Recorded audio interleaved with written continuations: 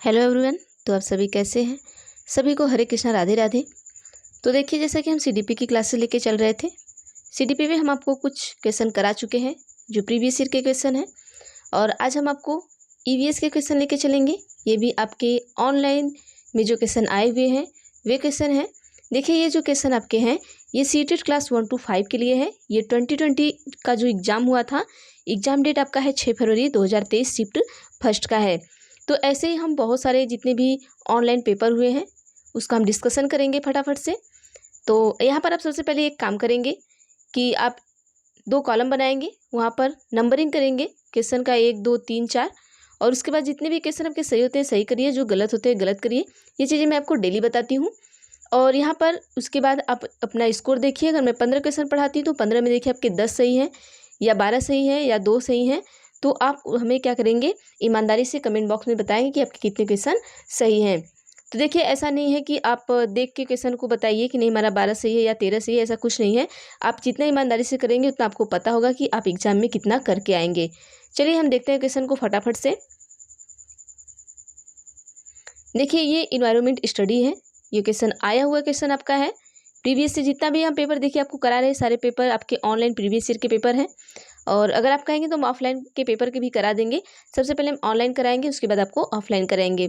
चलिए क्वेश्चन पढ़ लेते हैं। और क्वेश्चन को पढ़ने से पहले आप अगर चैनल पर नए हैं तो चैनल को सब्सक्राइब कर लीजिए और बेल आइकन को भी क्लिक कर लीजिए, ताकि मैं जितने भी क्वेश्चन पेपर कराऊँ आप तक जरूर पहुँचे।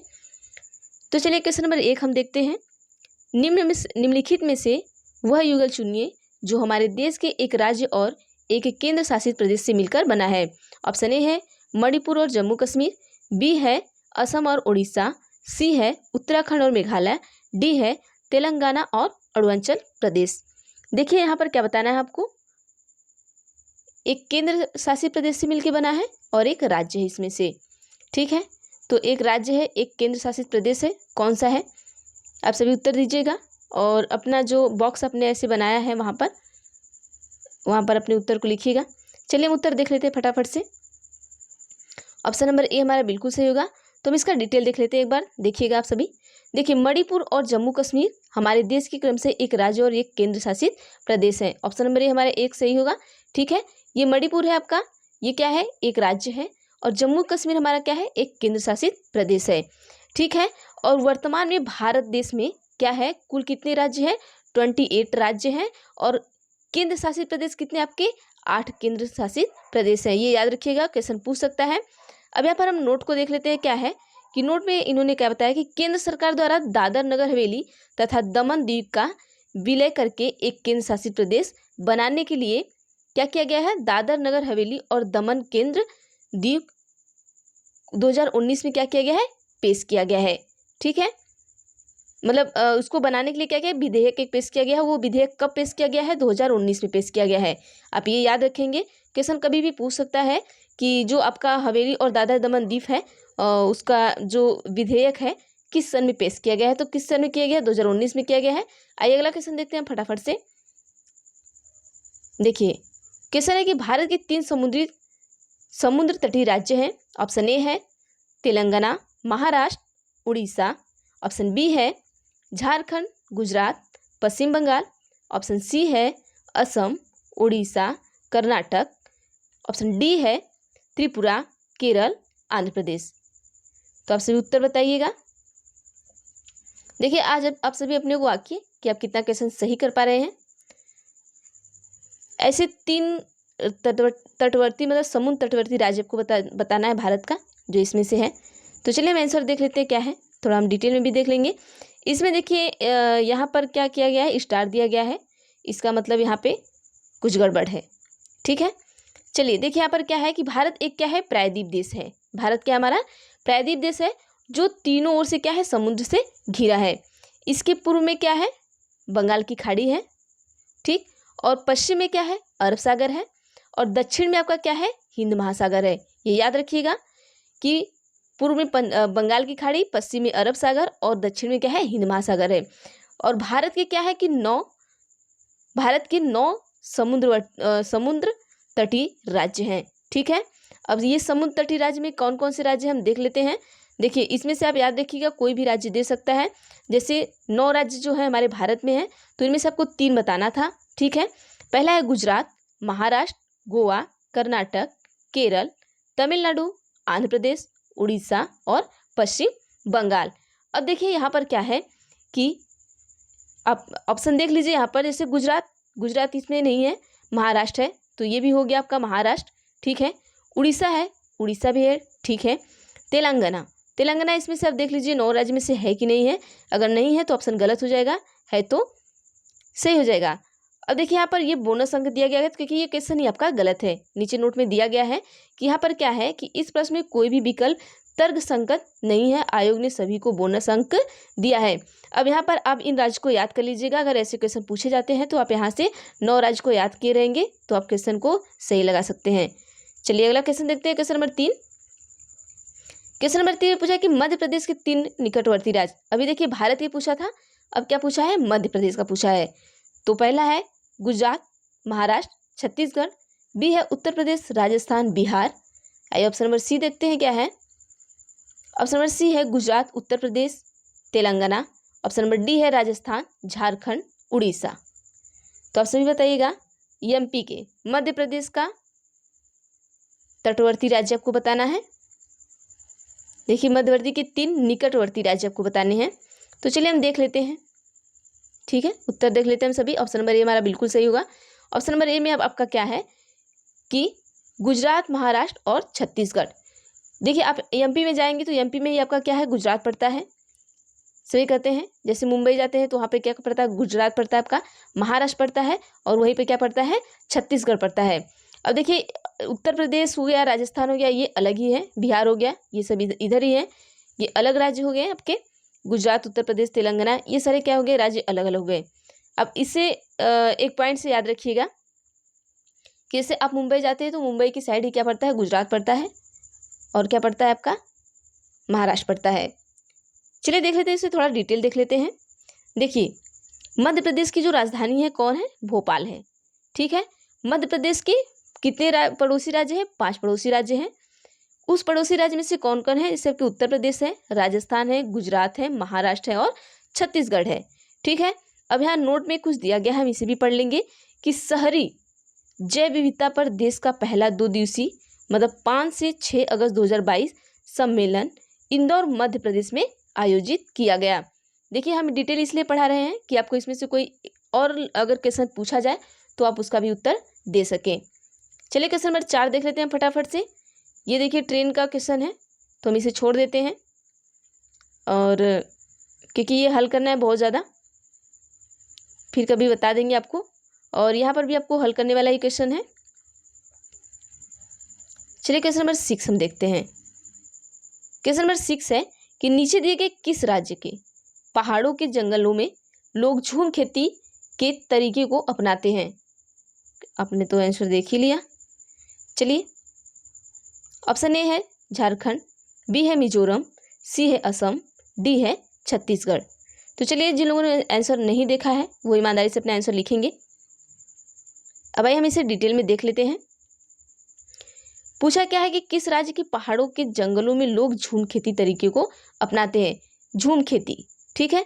देखिए भारत के पूर्वोत्तर राज्य में, जैसे पूर्वोत्तर में आपका क्या है, मिजोरम आ गया, अरुणाचल प्रदेश आ गया, मेघालय आ गया। आदि में क्या करते हैं, लोग झूम खेती करते हैं। वहाँ जंगलों में क्या करते हैं, झूम खेती के तरीके को क्या करते हैं, अपनाकर खेती को करते हैं। इसमें क्या किया जाता है, जंगल को काटते हैं और जलाते हैं और क्यारियां बनाते हैं और फसल को बोते हैं। ठीक है, तो यहाँ पर देखिए क्या नोट में कुछ दिया गया है। देखिए इसे किसके नाम से भी जानते हैं, ये भी पूछ सकता है। तो इसे स्लैश एंड वर्ण कृषि के नाम से भी जाना जाता है। और नोट में क्या दिया गया है कि भारत में 3 फसल ऋतुएं हैं। पहला क्या है, रबी की फसल, खरीफ की फसल और जायद की फसल। ये भी याद करिएगा, यहाँ पे बहुत कन्फ्यूजन होता है कि रबी की फसल कौन है, जायद की कौन है, खरीफ की कौन है। अगर आगे आता है तो हम आपको बताते हैं।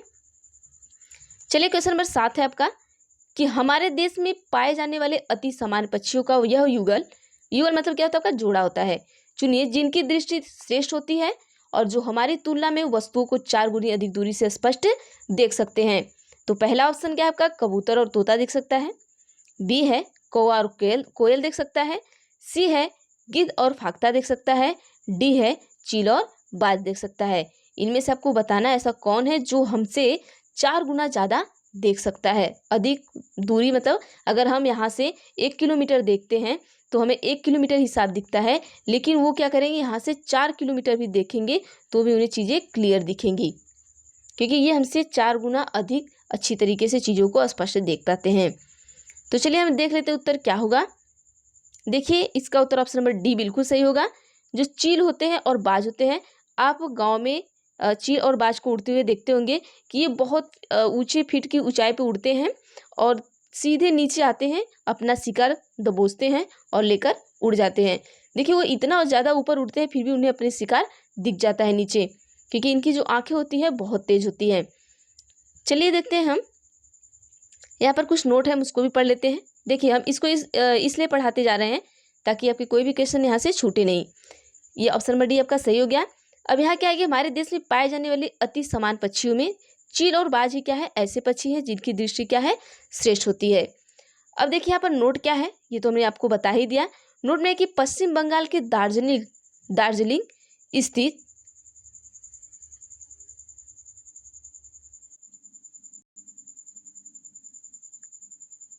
देखिए क्या है, पश्चिम बंगाल के दार्जिलिंग स्थित पद्याजा नायडू हिमालयन जूलॉजिकल पार्क को हाल में ही क्या किया गया है, देश का सबसे श्रेष्ठ क्या क्या घोषित किया गया है, चिड़िया घर घोषित किया गया है। कहाँ पर किया गया है, दार्जिलिंग में। ये कहाँ स्थित है, दार्जिलिंग में, पश्चिम बंगाल के दार्जिलिंग में है। चलिए अगला क्वेश्चन देखते हैं। ये भी क्वेश्चन याद रखिएगा, हो सकता है आ जाए आपको। अगला क्वेश्चन है, क्वेश्चन नंबर 8 है कि मच्छरों द्वारा होने या फैलने वाले 2 रोगों का समुच्चय चुनिए। यहाँ पर कुछ रोग दिए गए हैं, नीचे आइए देखते हैं ऑप्शन में जो मच्छरों के द्वारा फैलते हैं, तो आप उन्हें देखिएगा। ऑप्शन ए है हैजा और मियादी बुखार, ऑप्शन बी है हैजा और मलेरिया, ऑप्शन सी है मियादी बुखार और मलेरिया, ऑप्शन डी है डेंगू और चिकनगुनिया। तो इसमें देखिए हम ये देख लेते हैं क्या होता है। देखिए हैजा क्या होता है, हैजा आपका जो कॉलरा होता है ये क्या होता है, ये सब गंदे पानी से फैलता है, न कि मच्छर के काटने से फैलता है। ठीक है, यहाँ भी हैजा है, यहाँ भी है, तो ये गंदे पानी से फैलता है, तो ये ऑलरेडी ऑप्शन गलत हो गए आपके। तीसरा देख लेते हैं टाइफाइड एंड मलेरिया। चौथा देखते हैं डेंगू और चिकनगुनिया। यहाँ पर देखिए क्या होता है कि ऑप्शन नंबर डी आपका बिल्कुल सही होगा। जो डेंगू होता है वो मच्छर के काटने से होता है। देखिए मियादी बुखार और मलेरिया भी यहाँ पे नहीं होगा। टाइफाइड भी क्या होता है, पानी की वजह से ही फैलता है आपका। और यहाँ चिकनगुनिया ये भी क्या होता है, मच्छर की वजह से फैलता है। देखिए मच्छर से जो फैलने वाले रोग होते हैं वो क्या होते हैं कि एक वायरस और परजीवी फैलाते हैं। कौन फैलाता है, रोग को कौन फैलाता है, एक वायरस और क्या फैलाता है, परजीवी फैलाते हैं। और कुछ जो मच्छर जनित रोग हैं जैसे आपके हो गए डेंगू हो गए, मलेरिया हो गया, चिकनगुनिया हो गया, पीला बुखार हो गया, ये सारी चीज़ें हो गई। ठीक है, चलिए देखिए यहाँ पर जो मलेरिया है ये मच्छर से फैलता है, लेकिन यहाँ पर ये जो मियादी बुखार है ये मच्छर से नहीं फैलता है, इसलिए यहाँ पर गलत हो गया। यहाँ पे देखिए मलेरिया तो मच्छर से फैलता है लेकिन हैजा नहीं फैलता है, और यहाँ पे दोनों ही ऑप्शन गलत है। तो ऑप्शन नंबर डी हमारा बिल्कुल सही होगा। आइए अगला क्वेश्चन देखते हैं क्या है हमारा, क्वेश्चन नंबर 9। देखिए क्वेश्चन नंबर 9 में भी आपका वही दिया गया है और इसे हम आपको हल कराएंगे लास्ट में। जब हम सारे क्वेश्चन को पढ़ लेंगे फिर एक दिन हम ऐसे ही क्वेश्चन लाएंगे इन्हें इकट्ठा करके और उन्हें आपको सॉल्व करा देंगे। चलिए क्वेश्चन नंबर 10 पढ़ते हैं। क्या है, पहाड़ी क्षेत्र की किसी लड़की ने अपने राज्य के अधिकांश घरों के बारे में निम्नलिखित विवरण दिया। मतलब एक पहाड़ी क्षेत्र में रहने वाली लड़की है, वो जिस राज्य में रहती है वहाँ के घरों के बारे में उन्होंने बताया है। उन्होंने क्या बताया है, आइए देखते हैं कि हमारे यहाँ वर्षा बहुत होती है और हिमपात भी होता है जब ठंड अधिक हो जाती है। हिमपात का मतलब जैसे बर्फबारी होना, इस तरीके का वो बता रही हैं। तथा तब धूप में बैठना क्या होता है, अच्छा लगता है। हमारे घर पत्थर अथवा लकड़ी से बनाए जाते हैं। हमारे घरों की जो छतें हैं ढालू होती हैं। यह राज्य होना चाहिए। यहाँ पर क्या क्या हो रहा है, देखिए वर्षा हो रही है, हिमपात हो रहा है, अधिक ठंड लग रही है, और यहाँ घर कैसे हैं, पत्थर के हैं, और छतें कैसे हैं, ढालू हैं। तो ऑप्शन हम देख लेते हैं।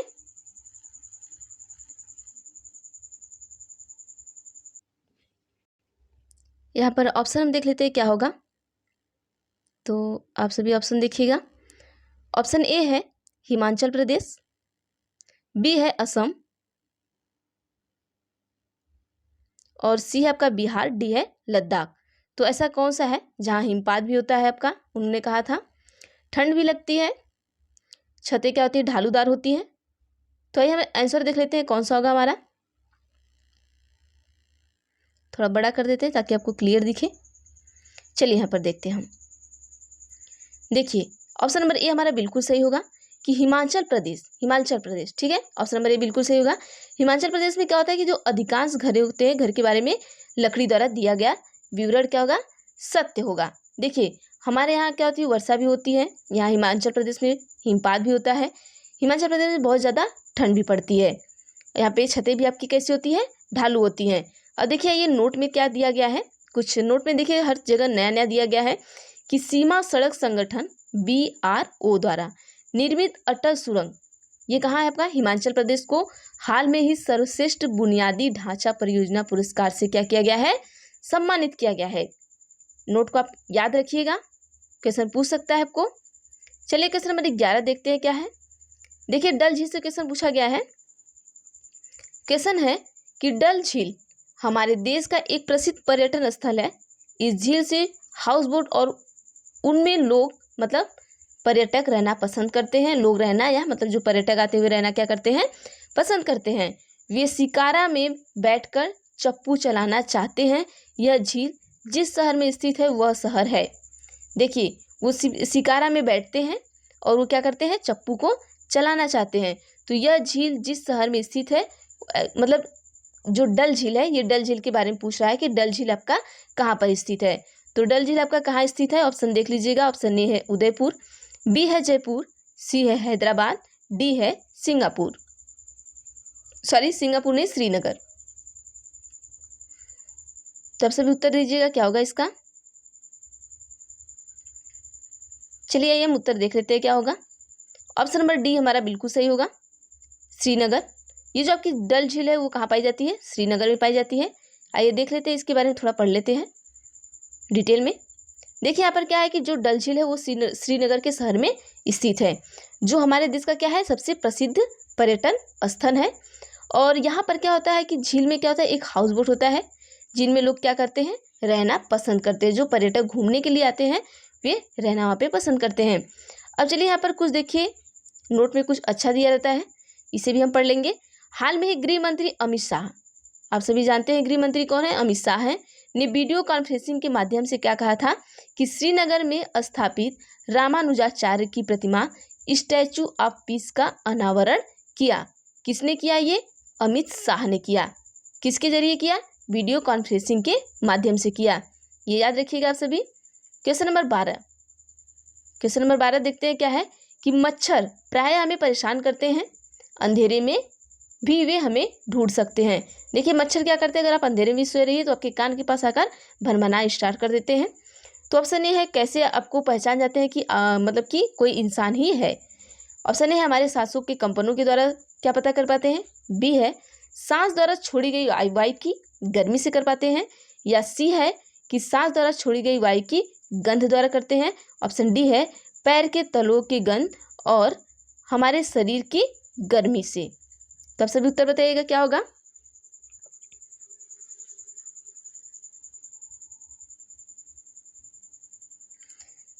तो आइए उत्तर देख लेते हैं क्या होगा हमारा। ऑप्शन नंबर डी बिल्कुल सही होगा। देखिए जो मच्छर होते हैं हमारे जो पैर के तलवे होते हैं उसके गंध से ही हमें क्या करते हैं, पहचान लेते हैं, और हमारे शरीर की जो गर्मी होती है उससे उन्हें पहचान में आ जाता है कि यह मनुष्य है।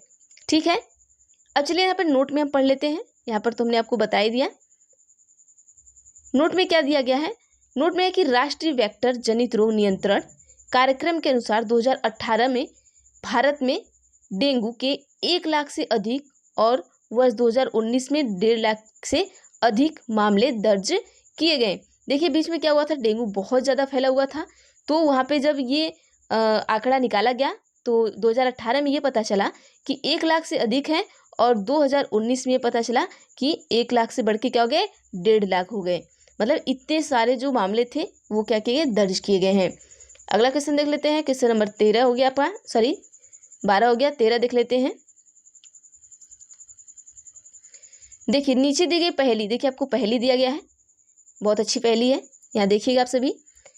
नीचे दी गई पहेली को हल कीजिए। ऑप्शन ए है, सॉरी हम पहले पहेली पढ़ेंगे कि कूटी जाती पीसी जाती, भोजन तीखा खूब बनाती, खाने में ज़्यादा होने पर मुँह से निकले सीसी, आँख और नाक से निकले पानी, याद दिला दूँ नानी, सोचो सोचो कौन हूँ मैं, जल्दी बोलो कौन हूँ मैं। इसका हल है, तो आप बताइएगा ये कौन है, इस पहेली में कौन है। ऑप्शन ए है, क्या हल्दी खाने से आप सीसी करते हैं, या लौंग खाने से करते हैं, या इलायची खाने से करते हैं, या लाल मिर्च खाने से करते हैं। तो आई थिंक ये तो सबको ही आंसर आ रहा होगा कि सीसी हम कब करते हैं। तो चलिए हम इसके बारे में भी डिटेल पढ़ लेते हैं। देखिए अब यहाँ पे देखिए जो नोट है वो नोट को आप बहुत ध्यान से पढ़िएगा, ठीक है। नोट यहाँ का बहुत ही इंपॉर्टेंट है। अब ये क्या है, पहले में क्या है, लाल मिर्च से संबंधित है, ठीक है। ये किससे संबंधित है, लाल मिर्च से संबंधित है। अब नोट में हम देख लेते हैं क्या है कि सिक्किम की लाल चेरी मिर्च, जिसे स्थानीय रूप से क्या है, डले, देखिए डले खुरसनी के नाम से जाना जाता है। किसके, खुरसनी, ठीक है। आप इसका इंग्लिश याद कर लीजिएगा या हिंदी में लिख लीजिएगा, डले खुरसनी के नाम से इसे क्या करते हैं हम जानते हैं। को केंद्रीय उद्योग संवर्धन का आंतरिक व्यापार विभाग ने इसे भौगोलिक संकेत जीआई टैग प्रदान किया है। इसे कौन से टैग प्रदान है, जीआई टैग प्रदान है, ठीक है। अगला देख लेते हैं क्वेश्चन नंबर 14 क्या है। अब देखिए राजस्थान से क्वेश्चन पूछा गया है कि राजस्थान के रेगिस्तानी इलाके में मुख्यतः पाए जाने वाले खेजड़ी वृक्ष के विषय में नीचे दिए गए कथनों पर विचार कीजिए। देखिए खिजड़ी बहुत इंपॉर्टेंट है। जब लोग एग्जाम दे के आ रहे थे तो कह रहे थे कि जो क्वेश्चन है वो आउट ऑफ सिलेबस है, ऐसा कुछ भी नहीं है। क्वेश्चन सिर्फ थोड़ा सा इस पैटर्न चेंज कर दिया गया है, बाकी चीज़ें आपके चैप्टर वही हैं। ऑप्शन ए है कि इस वृक्ष को उगाने के लिए अधिक जल की आवश्यकता नहीं होती। बी है, यह वृक्ष बहुत उपयोगी है, इसकी छाल से दवाइयाँ बनाई जाती हैं और लोग इसके फलों को खाना पसंद करते हैं। आइए सी देखते हैं क्या है हमारा। ऑप्शन नंबर सी है कि इस वृक्ष की लकड़ी को शीघ्र ही कीड़ा लग जाता है, अतः इमारती लकड़ी की भांति उपयोग में नहीं किया जाता। यह छायादार वृक्ष नहीं है। डी है, ई है कि इस क्षेत्र के जानवर इस वृक्ष की पत्तियों को खाना पसंद करते हैं। अब ऑप्शन देखिएगा क्या है। ऑप्शन ए है कि ए, बी और सी। ऑप्शन बी है कि बी, सी, डी। ऑप्शन सी है कि सी, डी और ई। ऑप्शन डी है ए, बी और ई। अब इसमें से कौन सा ऑप्शन सही है अब बताएंगे हमें। तो चलिए हम देख लेते हैं। ऑप्शन नंबर डी बिल्कुल सही होगा, ए, बी और ई। देखिए हम यहाँ से स्टार्ट करते हैं। तो ई आपका सही है कि इस जो क्षेत्र के जानवर होते हैं इस वृक्ष की पत्ती को क्या करते हैं, खाते हैं। अब अगला क्या है हमारा, बी और ई। तो हम बी और देखिए ए को और ई को हमने देख लिया, अब ए और बी को देखेंगे। ए, बी भी हमारा ऑप्शन सही होगा। तो ए, बी में ऑप्शन क्या है हम उससे देखेंगे कि इस वृक्ष को उगाने के लिए क्या होता है, अधिक जल की आवश्यकता नहीं होती है। जो खेजड़ी का भी वृक्ष होता है ये राजस्थान में होता है, तो राजस्थान में देखिए पानी की कमी होती है, तो यहाँ इसको बहुत ज़्यादा पानी की ज़रूरत नहीं होती है, इसलिए क्या होता है राजस्थान में आसानी सूख जाता है। यह वृक्ष क्या होता है, बहुत ही उपयोगी होता है और इसकी जो छाल होती है उसकी क्या बनाई जाती है, दवाइयाँ बनाई जाती है। उसके फल को सब लोग बहुत खाना पसंद करते हैं, ठीक है। कभी आप राजस्थान जाइए तो खेजड़ी के वृक्ष को खोजिएगा या अपने मोबाइल में सर्च करिए कि खेजड़ी का वृक्ष कैसा होता है। अब चलिए देखते हैं क्वेश्चन नंबर 15 क्या है कि निम्नलिखित में से वह राज्य चुनिए जहाँ के लोग नारियल के तेल में पकी तली समुद्री मछली खाना पसंद करते हैं। ऑप्शन ए है गोवा, बी है तेलंगाना, सी है छत्तीसगढ़, डी है झारखंड। अब देखिए यहाँ पर क्या है कि हम ऑप्शन आपको दे दिए हैं, अब हम उत्तर भी बताएंगे। अब इसको आप एक आइडिया बताएंगे याद रखने के लिए। ऑप्शन ए बिल्कुल सही होगा, गोवा। देखिए लोग कहते हैं कि गोवा के लोग बीच पर जाते हैं या जिस तरीके से गोवा में जाते हैं तो आप देखेंगे नारियल के बहुत लंबे लंबे पेड़ पाए जाते हैं वहाँ पर, ठीक है।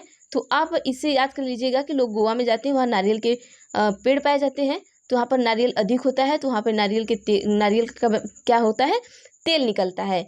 तो जो गोवा में मछलियाँ पकड़ी जाती हैं या जो समुद्र से मछली को लोग खाते हैं तो उन्हें नारियल के तेल में ही क्या करते हैं, तलते हैं, ठीक है।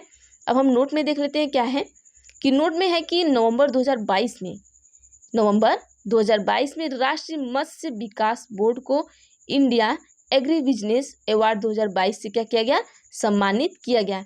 देखिए आपके इसमें क्या है कि कुछ क्वेश्चन आपको जीके से भी पूछ देता है, तो अगर नोट के क्वेश्चन आप पढ़े रहेंगे तो शायद आपको 1-2 क्वेश्चन अगर आ भी जाए तो आप कर लेंगे।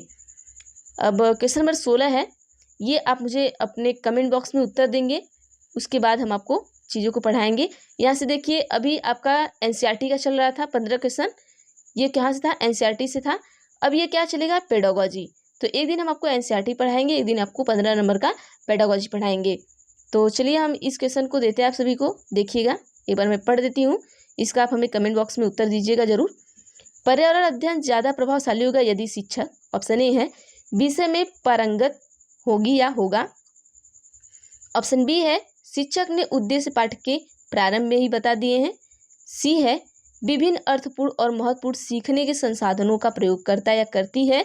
डी है, विषय पूरा करने पर घर के लिए दत्त कार्य देता या देती है। तो आप सभी हमें बताइएगा कि इसका उत्तर क्या है। क्वेश्चन को आप सभी ध्यान से पढ़ लीजिए कि पर्यावरण अध्ययन ज़्यादा प्रभावशाली होगा, कब होगा, इन चारों ऑप्शन में से आपको क्या लगता है कि हम कौन सी चीज़ें करेंगे तो हमारा जो पर्यावरण अध्ययन है वो सबसे ज़्यादा प्रभावशाली होगा। तो आज के लिए बस इतना ही, बाकी हम अगली वीडियो में देखेंगे। तो एक बार फिर से कर देते हैं, चैनल पे आप अगर नए हैं तो सब्सक्राइब कर लीजिए, अगर पुराने भी हैं सब्सक्राइब नहीं किए तो भी कर लीजिए, और बेल आइकन को क्लिक कर लीजिए ताकि जो भी मैं देखिए आपको प्रीवियस ईयर कराऊँ वो आप तक पहुँचे। और प्रीवियस ईयर सबसे ज़्यादा मोस्ट इंपॉर्टेंट है, आप इसे 1 बार 2 बार 3 बार वीडियो को देखिए ताकि आपके दिमाग में चीज़ें बैठ जाएँ। तो थैंक यू एवरीवन।